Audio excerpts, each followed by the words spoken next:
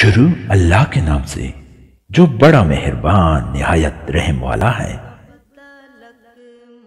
حضرت جابر بن عبداللہ رضی اللہ تعالیٰ عنہ سے روایت ہے کہ ایک دن حضرت عمر بن خطاب رضی اللہ تعالیٰ عنہ تورات کا ایک نسخہ لے کر رسول اللہ صلی اللہ علیہ وآلہ وسلم کی خدمت میں حاضر ہوئے اور عرض کیا، یا رسول اللہ، یہ تورات کا ایک نسخہ ہے۔ رسول اللہ صلی اللہ علیہ وآلہ وسلم نے سکوت اختیار فرمایا، زبان مبارک سے کچھ ارشاد نہیں فرمایا۔ حضرت عمر رضی اللہ تعالیٰ عنہ اس کو پڑھنا اور حضور صلی اللہ علیہ وآلہ وسلم کو سنانا شروع کر دیا، اور رسول اللہ صلی اللہ علیہ وآلہ وسلم کا چہرہ متغیر ہونے لگا۔ حضرت عمر رضی اللہ تعالیٰ عنہ پڑھتے رہے اور حضور صلی اللہ علیہ وآلہ وسلم کے چہرہ مبارک کے تغیر سے بے خبر رہے۔ حضرت ابو بکر صدیق رضی اللہ تعالیٰ عنہ نے جو مجلس میں حاضر تھے، حضرت عمر رضی اللہ تعالیٰ عنہ کو ڈانٹا اور فرمایا، حضور صلی اللہ علیہ وآلہ وسلم کے چہرہ مبارک کی کیفیت تم نہیں دیکھ رہے ہو؟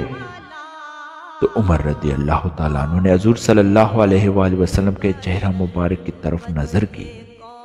اور فوراً بولے، اللہ کی پناہ اللہ کے غصے سے اور اللہ کے رسول کے غصے سے، ہم دل و جان سے راضی ہیں اللہ کو اپنا رب مان کر اور اسلام کو اپنا دین بنا کر اور حضرت محمد صلی اللہ علیہ وآلہ وسلم کو نبی و رسول مان کر۔ تو رسول اللہ صلی اللہ علیہ وآلہ وسلم نے فرمایا، اس خداوند عالم کی قسم جس کے قبضے میں محمد صلی اللہ علیہ وآلہ وسلم کی جان ہے، اگر اللہ کے پیغمبر موسیٰ اس دنیا میں تمہارے سامنے آ جائے اور تم مجھے چھوڑ کر ان کی پیروی اختیار کر لو تو راہ حق اور صحیح راستے سے بھٹک جاؤ گے اور گمراہ ہو جاؤ گے۔ اور سنو، اگر اللہ کے نبی موسیٰ زندہ ہوتے اور میری نبوت کا زمانہ پاتے تو وہ بھی میری پیروی کرتے